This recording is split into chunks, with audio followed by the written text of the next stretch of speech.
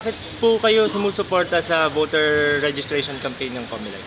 Well, ang aming kasing parokya, ah, you know, pag merong isang layunin na palagay namin ay makabubuti sa bayan, makabubuti sa nakararami, sinusuportahan namin. Kasi ang bilin sa amin ng Pope, si Pope Francis,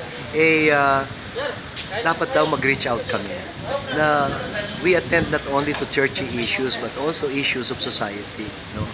Kaya nung marinig namin itong biometric registration at naglalakad pa nga ang Comelec mula pa yata sa Lawag, ang sabi ko, I think this is a worthy cause that should be supported.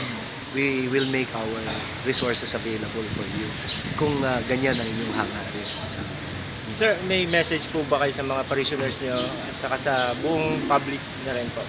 Well, ang aking message sa parishioners, sinabi ko na sa misa kasi last Sunday nagkaroon kami ng 11 misa.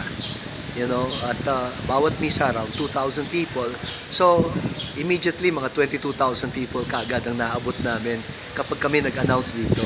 Kaya nakakatulong talaga kapag nakipag-partner ang government with the church for the common good, no? Pero ako, ang panawagan ko sa mga mamamayan, sana ho, samantalahin natin itong pagkakataon na ang gobyerno lumalabas din sa kanilang opisina to reach out to us and to make the services more available to us.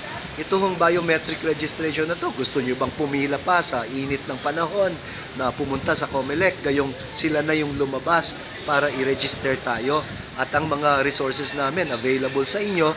Ang parish hall namin, ang laki-laki, air condition pa ho, maginhawa, lahat ng gustong mag-register, so bakit hindi samantalahin?